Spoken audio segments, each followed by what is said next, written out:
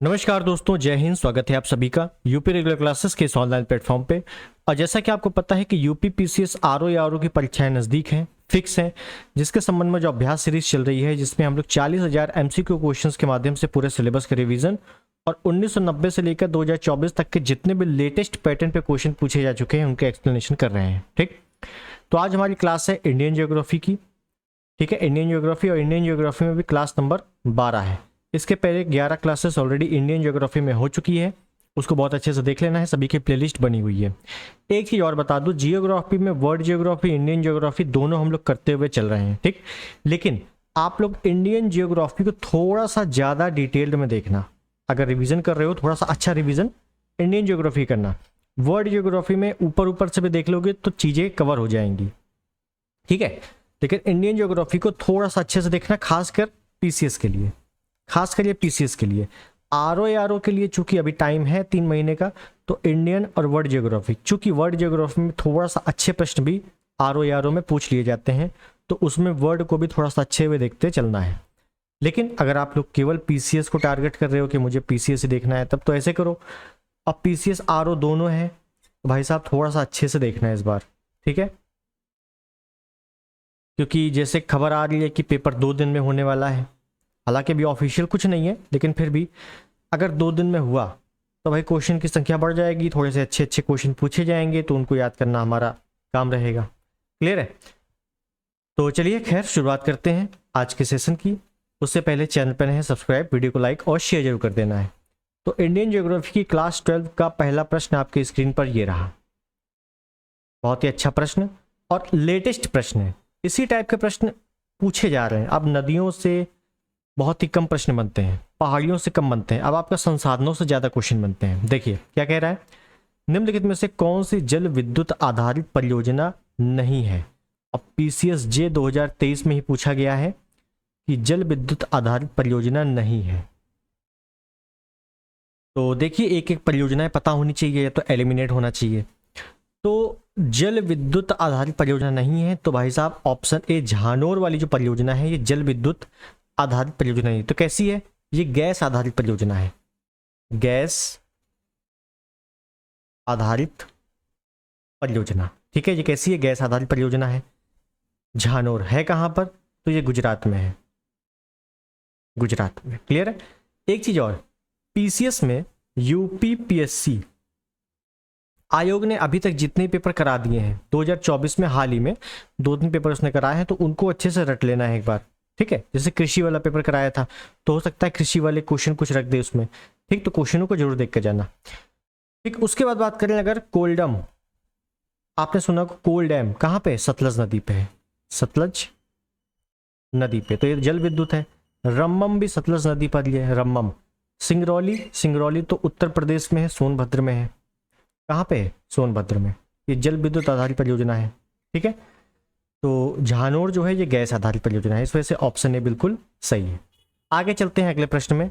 अगला प्रश्न क्या कह रहा है, निम्नलिखित में से कौन सा युग्म सुमेलित नहीं है? एक तरफ राज्य है और एक तरफ प्रमुख स्टेशन दिए हुए हैं।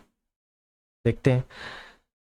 अब देखिए, अगर आपने बांध पढ़े हैं, प्रमुख नदियां पढ़ी हैं, नदियों में बांध हैं, परियोजनाएं हैं, तो आपका आधा से ज्यादा क्वेश्चन वहीं सॉल्व हो जाएगा। देखिए जैसे जवाहर सागर, जवाहर सागर है, जवाहर सागर में आपने पढ़ा होगा क्या?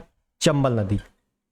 चंबल नदी पे 3 परियोजनाएं प्रमुख है, गांधी सागर, राणा सागर, जवाहर सागर, जिसमें गांधी सागर मध्य प्रदेश में है, और बाकी राणा सागर, राणा सागर और जवाहर सागर, जवाहर सागर, ये दोनों आपके राजस्थान में है। कहाँ है? राजस्थान में। तो बी का राजस्थान बिल्कुल सही है। क्या है? ये बिल्कुल सही है। उसके बाद पांचेत हिल या पंचेत बांध, मैंने बताया था पांचेत हिल या पंचेत बांध कहाँ बताया था? दामोदर नदी पर। अय्यर बांध, पंचेत बांध, बेमेरो बांध, ये सभी कुछ बताया था, झारखंड में है, बिल्कुल सही है। ठीक, और थोड़ा सा दिमाग लगाना है, अगर आपने नदियों को अच्छे से पढ़ा है, इसी चैनल से पढ़ा है अगर, तो तवा आपको याद आ रहा होगा। मैंने बताया था एक है तवी, एक है तवी नदी और एक है तवा नदी। तवी नदी रावी की सहायक है और तवा नदी नर्मदा की सहायक है। और नर्मदा की सहायक है तवा नदी। तो कहाँ पे है भाई सब लोकेशन? मध्य प्रदेश। लोकेशन क्या है? मध्य प्रदेश। और ये है गुजरात। दूर दूर से संबंध नहीं है, बस हटा दो, ए वाला गलत है। और उसके बाद महाराष्ट्र में खोपोली है, ना भी याद हो खोपोली तो आपको पहले वाले से एलिमिनेट करके आराम से निकाल सकते हो। ठीक है, तो ऑप्शन ए बिल्कुल सही है। तवा कहाँ पे है? मध्य प्रदेश में। क्लियर है? नेक्स्ट, राणा प्रताप सागर परियोजना एक अणुशक्ति संयंत्र है, एक मछली संरक्षण योजना है, एक पनबिजली संयंत्र है, शिपिंग यार्ड है। तो राणा सागर, गांधी सागर, जवाहर सागर ये क्या है? जल विद्युत परियोजना है, पनबिजली संयंत्र है। तो option C is the right. ठीक है कहां पर राणा सागर? राजस्थान में है। किस नदी पर है? चंबल नदी पे है, चंबल नदी। क्लियर है? नेक्स्ट, निम्नलिखित में से कौन सा एक सुमेलित नहीं है? शक्ति परियोजना है और राज्य है। ठीक है, देखते हैं। जवाहर सागर राजस्थान में है, बिल्कुल सही है। नागार्जुन सागर बांध आंध्र प्रदेश में है, कृष्णा नदी पर है, बिल्कुल सही है। आंध्र प्रदेश, तेलंगाना। गांधी सागर चंबल नदी पे है, मध्य प्रदेश में, बिल्कुल सही है। शिव समुद्रम जल विद्युत परियोजना है और ये केरल में नहीं है। ये कहाँ पे है? ये कर्नाटक में। शिव समुद्रम परियोजना काफी प्राचीन, मतलब भारत की पहली परियोजना है, कर्नाटक में है शिव समुद्रम। ठीक है, और किस नदी पे है? तो कावेरी नदी पे है, कावेरी नदी। क्लियर है? ऑप्शन सी बिल्कुल सही है। और इसी टाइप के क्वेश्चन आएंगे। नेक्स्ट, भारत में प्रथम जल विद्युत संयंत्र की स्थापना की गई थी। पहली जल विद्युत संयंत्र अभी बताया है कौन सा? शिव समुद्रम। अभी कौन सा बताया? Shiva Samudram. Option B is the right. बताओ सही है? नेक्स्ट, निम्नलिखित में से कौन भारत का सबसे पुराना जल शक्ति उत्पादन केंद्र है? सबसे पुराना, कोई दिक्कत नहीं होनी चाहिए। सबसे पुराना कौन सा है? Shiva Samudram. Option D is the right. Same question है, कई बार आ चुका है। नेक्स्ट है, मिलान करने को आया है, देखते हैं। राज्य का नाम है और जल शक्ति परियोजनाएं हैं। तो बिल्कुल एलिमिनेट कीजिए या तुरंत टिक लगाइए और उसके बाद ऑप्शंस को एलिमिनेट कीजिए। देखते हैं कैसे। सलाल परियोजना, शरावती, टिहरी, अकोयना। इसमें चारों में से मुझे नहीं लगता आपको कोई भी दिक्कत होगी। अगर आप रेगुलर हो, यहाँ से इस चैनल से रेगुलर हो, या आपने अगर घटना चक्र भी 2-3 बार पढ़ ली है तो आपको ये आराम से पता होगा। ठीक है, देखिए टिहरी परियोजना, सबसे पहले टिहरी बांध कहाँ पे? भागीरथी नदी पे, उत्तराखंड। डी का तो यही हो गया, उत्तराखंड। और डी का चौथा हो गया, तो डी का चौथा केवल ऑप्शन डी ही में है, सॉरी ऑप्शन सी में है। तो option C is the right. बताइए, अगर इनमें से एक भी आपको पता है तो आराम से आपका हो जाएगा। शरावती कर्नाटक में है, महाराष्ट्र में कोयना नदी है, कोयना बांध बना हुआ है, कृष्णा की सहायक नदी है। और सलाल परियोजना चिनाब नदी पे है, जम्मू कश्मीर में।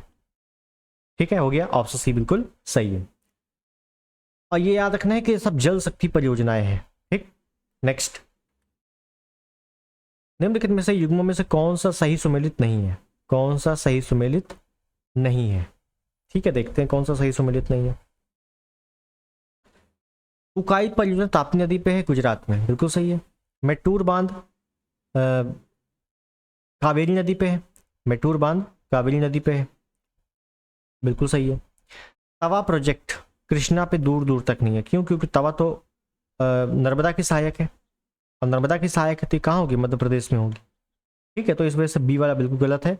अब मिदनापुर बचा, ना भी याद होगा तो सही होगा क्योंकि आपको बी अच्छे से पता है।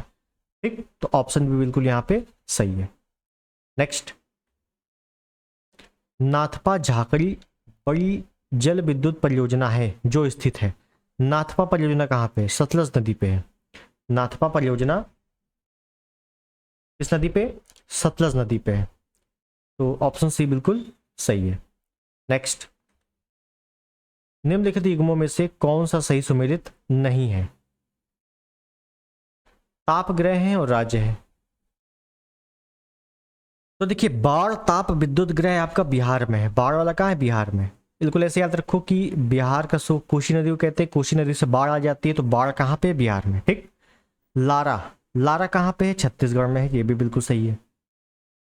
कुर्गी, कुर्गी कहाँ पे है? कर्नाटक में है, बिल्कुल सही है। गाडरवारा, गाडरवारा कहाँ पे है? ये आंध्र प्रदेश में नहीं है, ये कहाँ पे है? मध्य प्रदेश में। कहाँ पे है? मध्य प्रदेश में। इस वजह से ऑप्शन डी बिल्कुल सही है।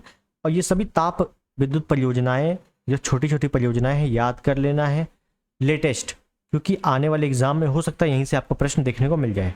ठीक है, नेक्स्ट।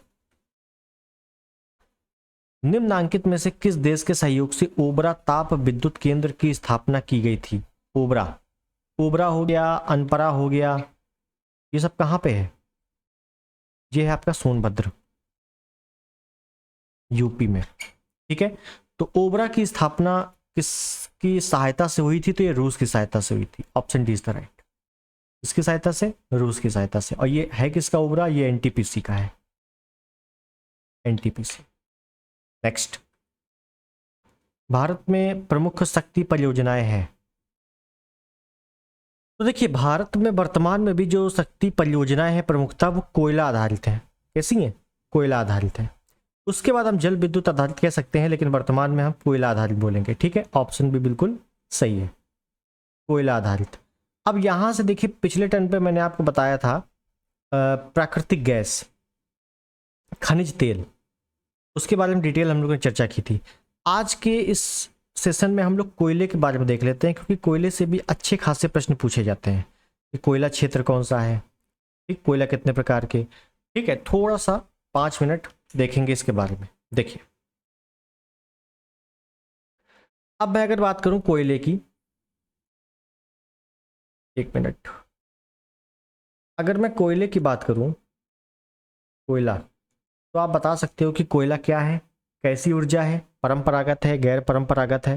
तो कोयला भाई साहब ये परंपरागत परागत ऊर्जा स्रोत है।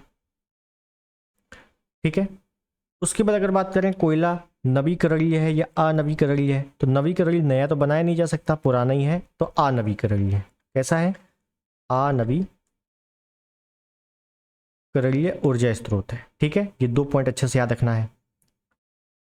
उसके बाद कोयला जो है ये कहाँ पाया जाता है? तो 99% कोयला भारत का गोंडवाना क्रम की चट्टानों में पाया जाता है, या गोंडवाना संरचना में, गोंडवाना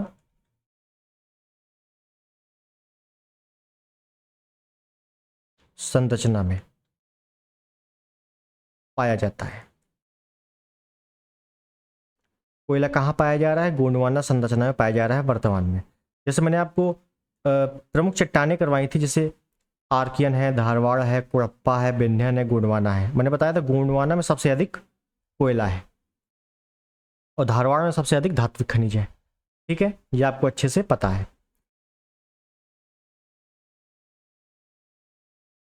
अगर आपसे पूछ ले कि कोयले का निर्माण कब हुआ है, किस काल में हुआ है, तो याद रखना है कार्बोनीफेरस, कार्बोनीफेरस तथा पर्मियन, पर्मियन काल में इसका निर्माण होता है। जैसे हिमालय का निर्माण टर्शियन काल में होता है, साइनोजोइक महाकल्प। ठीक है, तो वैसे कोयले का निर्माण जो है कार्बोनीफेरस और पर्मियन काल को माना जाता है। ठीक, वर्तमान में ऊर्जा का एक प्रमुख स्रोत है कोयला। कोयला 4 प्रकार के हैं। कोयला कितने प्रकार के हैं? 4 प्रकार के। कौन कौन से देखते हैं? तो सबसे पहला जो कोयला है उसको बोलते हैं एंथ्रासाइट, एंथ्रासाइट कोयला। अब ये एंथ्रासाइट कोयले की इंपॉर्टेंस ये है कि 90 से 95% क्या पाया जाता है? इसमें कार्बन पाया जाता है। क्या पाया जाता है? 90 से 95% कार्बन पाया जाता है, और सबसे उच्च श्रेणी का कोयला है। ये कैसा है? उच्च श्रेणी का कोयला।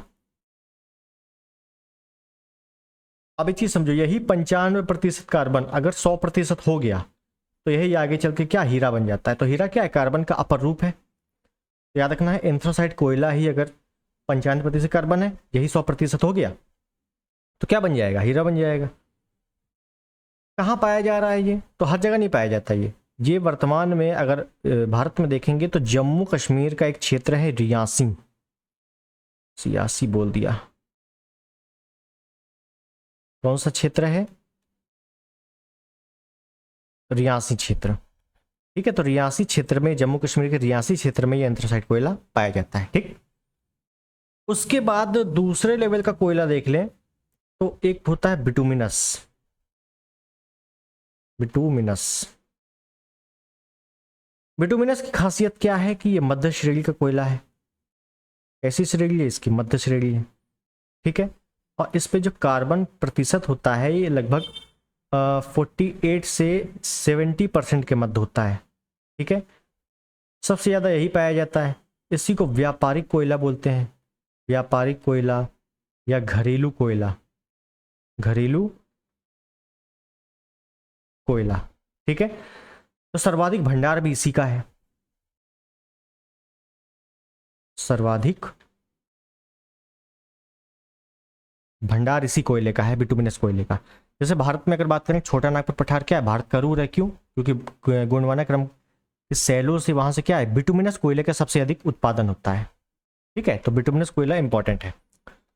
उसके बाद एक कोयला है आपका तीसरे लेवल का, उसको बोलते हैं लिग्नाइट।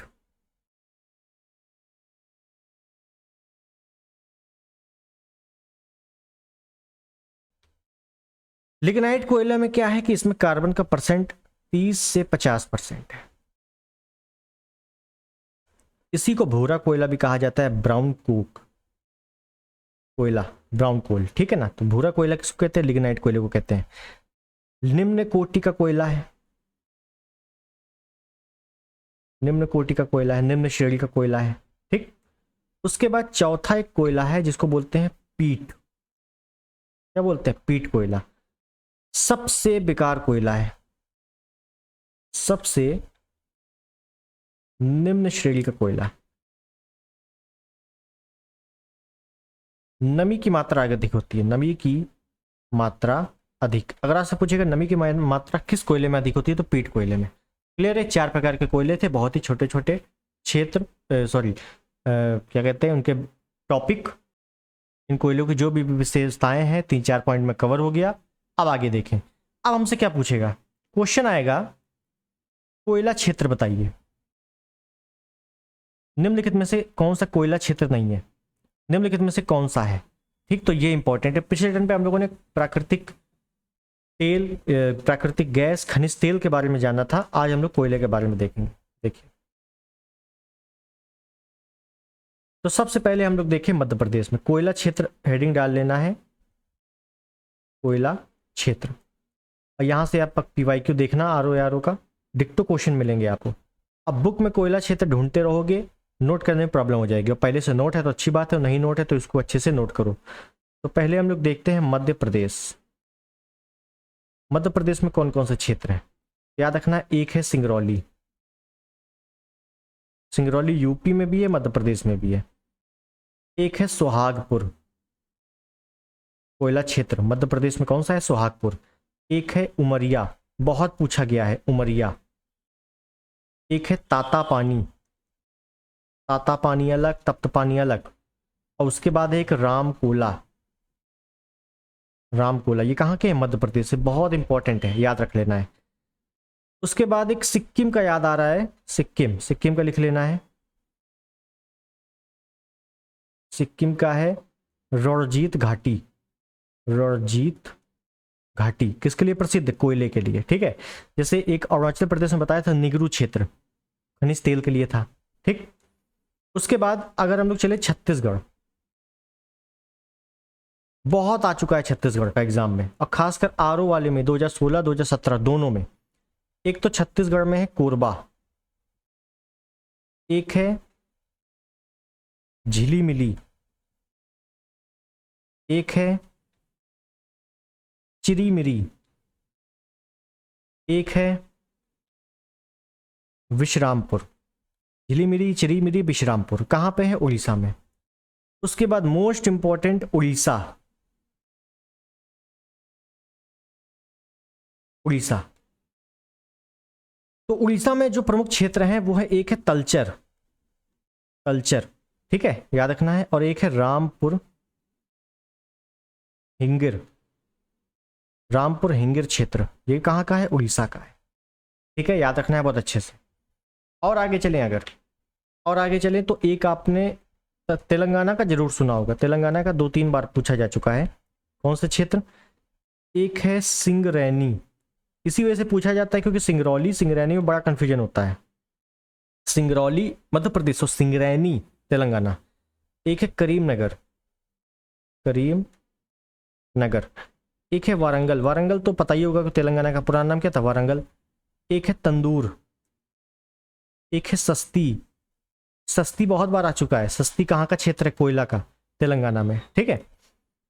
उसके बाद अगर चलें तो एक लिख लेना है झारखंड, झारखंड, क्योंकि झारखंड तो प्रमुख है ही कोयले का। झारखंड में लिख लेना है झरिया, कर्णपुर, बोकारो, बोकारो झारखंड में है, कोरबा छत्तीसगढ़ में है, बोकारो। एक है गिरडी, गिरडी। एक है चंद्रपुर, एक है लाल मटिया, लाल मटिया। सब कहाँ के? झारखंड के हैं। कोयला खनन या कोयला आधारित क्षेत्र है, ठीक है। इतनी चीजें आपको समझ में आ गई। अब अगर आपसे पूछेगा ये बताओ कि कोयला जो है, कोयले का भंडारण बताओ और उत्पादन बताओ,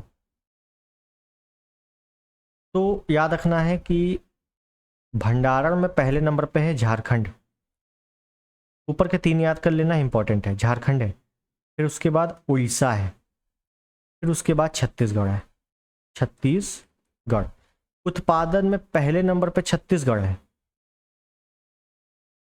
उसके बाद झारखंड है, उसके बाद उड़ीसा है। झारखंड, उड़ीसा, छत्तीसगढ़, छत्तीसगढ़, झारखंड, उड़ीसा, ठीक है। थोड़ा सा ऊपर नीचे है, ध्यान रख लेना। भंडारण पूछ रहा है कि उत्पादन पूछ रहा है, ठीक है। तो ये हो गया हमारे कोयले के प्रमुख क्षेत्र। तो कोयला हम लोगों ने खत्म कर दिया है, इतना ही है। बुक में पढ़ोगे 5-6 पेज का दिया हुआ है, समझ में आएगा नहीं, टाइम ज़्यादा लगेगा, थोड़ा इतना ही याद कर लो, इतना ही पूछा जाता है। आगे देखें अगला प्रश्न, निम्नलिखित में से कौन सा सुमेलित नहीं है? देखिए आ गया, क्या आ गया? और आ गया है तो आपको अच्छे से पता होगा। क्या पता होगा? कि तलचर, तलचर भाई साहब उड़ीसा में है, कोयला आधारित क्षेत्र, अभी देखा है। फिर उसके बाद सिंगरौली, मैंने बताया सिंगरौली मध्य प्रदेश में भी, उत्तर प्रदेश में भी, बिल्कुल सही है। फिर उसके बाद रामागुंडम, रामागुंडम तमिलनाडु पे नहीं है, ये कहाँ पे है? ये तेलंगाना में है। एक है तलचर और एक है रामपुर हिंगिर। तो रामपुर हिंगिर, रामागुंडम दोनों एक ही है, कहाँ पे? तेलंगाना में। उसके बाद है पतरालू, पतरालू झारखंड में है, शायद नहीं लिखवाया, इसको लिख लेना है। पतरालू कहाँ पे? झारखंड में, ठीक है। तो ऑप्शन सी बिल्कुल सही है। नेक्स्ट है भारत में निम्नलिखित में से कौन नवीकरणीय ऊर्जा स्रोत सर्वाधिक संभाव्यता वाला है? अब हमें मिल गया है नवीकरणीय ऊर्जा स्रोत, बस क्या मिल गया? नवीकरणीय ऊर्जा स्रोत। नवीकरणीय का मतलब है कि पुराना नहीं है,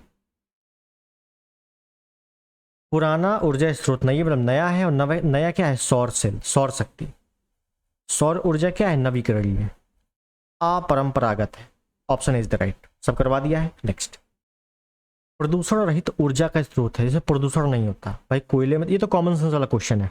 पेट्रोल से तो बहुत प्रदूषण होता है, परमाणु से होता है, कोयले से होता है। सौर ऊर्जा लगा लो अपने घर में, बिल्कुल प्रदूषण नहीं होगा। Option C is the right. Next, Bharat में अधिकांश प्राकृतिक गैस का उत्पादन आता है। तो देखिए प्राकृतिक गैस कहाँ से आएगी? जहां से हम लोगों ने देखा था खनिज तेल, क्या देखा था? पश्चिमी अपतटीय क्षेत्र, अब पूर्वी अपतटीय क्षेत्र। सबसे अधिक जो खनिज तेल है वो अपतटीय क्षेत्रों से है, तो प्राकृतिक गैस भी कहाँ होगा? अपतटीय क्षेत्र से होगा। और अपतटीय क्षेत्रों में भी खासकर नोट करके लिख लेना है पश्चिमी अपतटीय क्षेत्र। अब पश्चिमी अपतटीय क्षेत्र में क्या था, मुंबई हाई, सबसे प्रमुख था Mumbai High. Option C is the right, Bombay तट। क्लियर। नेक्स्ट, निम्नलिखित में से कौन सा युग्म सही सुमेलित नहीं है। ऊर्जा का प्रकार है, पावर स्टेशन है। ठीक है, देख लेते हैं कौन सा सम्मिलित नहीं है। पिछले टर्न पर मैंने आपको परमाणु ऊर्जा केंद्र करवाए थे, याद होंगे। मैंने बताया था शुरुआत के 3 जो है किसी भी देश की सहायता से लिए गए हैं, सहायता से बनाए गए हैं। बाकी जो हैं 3-4 और बताए थे जो स्वतंत्र बने हैं भारत में ही, खुद की काबिलियत से बने हैं। लेकिन जो शुरुआत के 3 थे, कौन कौन से थे अगर आपको याद हो तो, एक था तारापुर महाराष्ट्र में अमेरिका की सहायता से, एक कुडनकुलम था तमिलनाडु में रूस की सहायता से, और एक रावत भाटा था राजस्थान में कनाडा की सहायता से। बाकी नरौरा था, कैगा था, काकड़ापार था, कलपक्कम था, जैतापुर था। ये सभी खुद से बने थे। हाई क्या ये परमाणु ऊर्जा केंद्र है। अब कुडनकुलम, कुडनकुलम कहाँ पे, तमिलनाडु में, तमिलनाडु पे रूस की सहायता से बना। क्या था ये, परमाणु ऊर्जा केंद्र था। तो जल विद्युत कहाँ से आ गया, option C is the right. बताइए, इसमें डायरेक्टली आपको सिर्फ और सिर्फ मैंने 7 या 8 परमाणु ऊर्जा केंद्र कराए थे, वही पढ़ लेना है, क्योंकि आता है तो बार बार वही आते हैं। क्लियर है, तो ऑप्शन सी बिल्कुल सही है। नेक्स्ट, ऊर्जा संयंत्र है, ऊर्जा के प्रकार है। ठीक है, देख लेते हैं। अब देखो यहां पे भी थोड़ा सा दिमाग लगाना है। कैसे, कुडनकुलम तमिलनाडु पे कैसा है, परमाणु ऊर्जा। परमाणु ऊर्जा आ जाए, आणविक ऊर्जा आ जाए, दोनों एक ही बात है। ठीक है, परमाणु ऊर्जा, आणविक ऊर्जा, तो सी का हो गया 1। हालांकि सी का 1 होते ही हमें आराम से ऑप्शन मिल गया, आंसर मिल गया, option D is the right. लेकिन फिर भी, और अगर देखिए ग्वाल पहाड़ी, ये ग्वाल पहाड़ी कहाँ पे है, ये है हरियाणा में। ये कैसे याद करेंगे, आपने सुना होगा ISA, international solar alliance. Current affair भी पढ़ते रहते हो। इंटरनेशनल सोलर अलायंस का 101वां देश कौन सा बना, 105वां देश कौन सा बनाया है ना। इंटरनेशनल सोलर अलायंस क्या है, सौर ऊर्जा से ऊर्जा प्राप्त करने के लिए इंटरनेशनल सोलर अलायंस एक अंतर्राष्ट्रीय संगठन है। क्या है, अंतर्राष्ट्रीय संगठन है। जैसे आप यूनेस्को पढ़ते हो, WHO पढ़ते हो, IMF पढ़ते हो, उसी प्रकार से ISA है। और ISA का हेडक्वार्टर, ये एक ऐसा अंतर्राष्ट्रीय संगठन है जिसका हेडक्वार्टर भारत में है। भारत में भी कहाँ पर, हरियाणा गुरुग्राम, हरियाणा गुरुग्राम, और गुरुग्राम में भी ग्वाल पहाड़ी, ग्वाल पहाड़ी। तो ग्वाल पहाड़ी भाई साहब किससे संबंधित होगा, सौर ऊर्जा संबंधित होगा। बी का 4 देख रहे हो कैसा मतलब डायरेक्शन है, तो बी का 4 हो गया, तो बी का 4 भी इसमें है। ठीक है, तो इस प्रकार से ऑप्शन डी बिल्कुल आपका सही है। लेकिन ISA वाला थोड़ा सा याद रखना है, इसका हेडक्वार्टर भारत में ही है और ये अंतर्राष्ट्रीय संगठन है। ISA में वही देश आते हैं जो 23.5 डिग्री कर्क रेखा और 23.5 डिग्री मकर रेखा के बीच में है। क्यों, क्योंकि सूर्य की किरणें यहीं पर पड़ती हैं कायदे से, इसी वजह से। और सूर्य की किरणें पड़ेंगी तो उसी से तो सौर ऊर्जा चलेगा। ठीक, नेक्स्ट, जीवाश्म ईंधन के बाद भारतवर्ष का ऊर्जा आवश्यकताओं की पूर्ति के लिए दूसरा सबसे बड़ा महत्वपूर्ण ऊर्जा स्रोत है।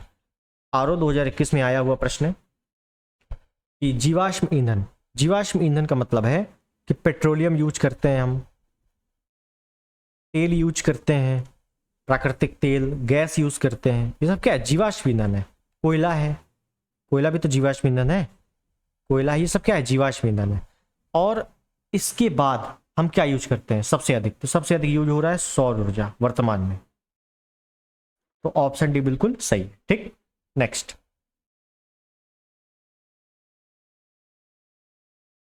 निम्नलिखित में से कौन जैविक संसाधन नहीं है। जैविक संसाधन, भाई जैविक मतलब जिसमें जीव होंगे वही तो जैविक है, या ऐसे देखो जैविक मतलब जीवाश्म, जिसमें जीवाश्म होंगे। और जीवाश्म किस में है, जीवाश्म संसाधन क्या नहीं है पूछ रहा है। तो पेट्रोल में तो जीवाश्म होता है, हटा दो। कोयले में होता है, हटा दो। मछली तो पूरा जीवाश्म है ही, हटा दो। शुद्ध जल, पानी में थोड़ी ना कोई जीवाश्म हो रहा है। Option is the right. Next, सूची 1 सूची 2 मिलान करना है। ठीक है, तो कोरबा, जादूगोड़ा, नुमालीगढ़, कहलगांव। कोरबा कहाँ पे है, छत्तीसगढ़ में। और अभी मैंने बताया है क्या, कोयला आधारित क्षेत्र बताए हैं, जिसमें से मैंने बताया था छत्तीसगढ़ में। प्रमुख जो बताया था कोरबा, झिलीमिली, चिलीमिली, विश्रामपुर बताया था। तो कोरबा क्या है, कोयला आधारित क्षेत्र है, तो डी का हो गया एक, डी का हो गया एक। क्लियर। उसके बाद जादूगोड़ा की खान, अगर आपने पढ़ा हो जादूगोड़ा की खान, झारखंड में है। कहाँ है जादूगोड़ा की खान, झारखंड में है। और ये जादूगोड़ा की खान यूरेनियम उत्पादन के लिए काफी प्रसिद्ध है, यूरेनियम के लिए।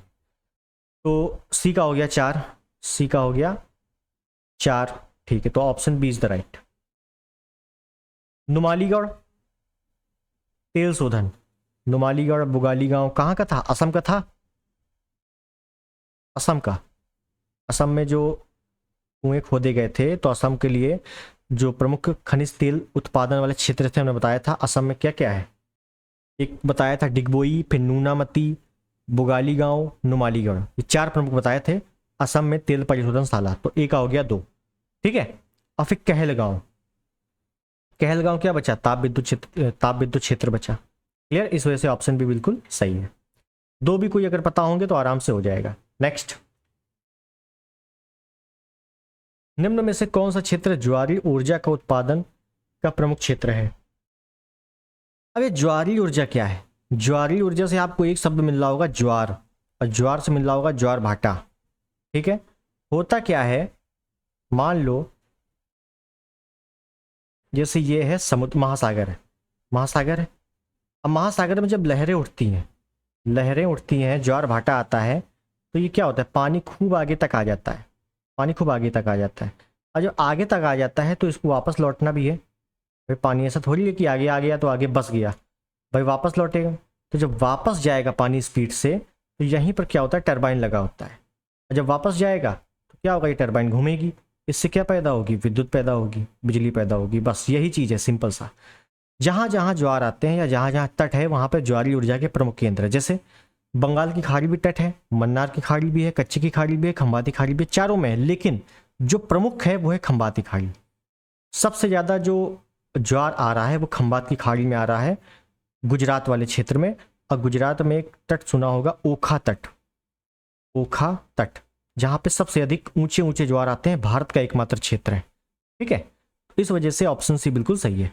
अगर विश्व में देखेंगे तो फंडी की खाड़ी में सबसे अधिक ऊंचे ऊंचे ज्वार आते हैं, और एक दिन में 2 बार ज्वार आते हैं। लेकिन पूछेगा कि एक दिन में 4 बार ज्वार कहाँ आते हैं, तो इंग्लिश चैनल में आते हैं।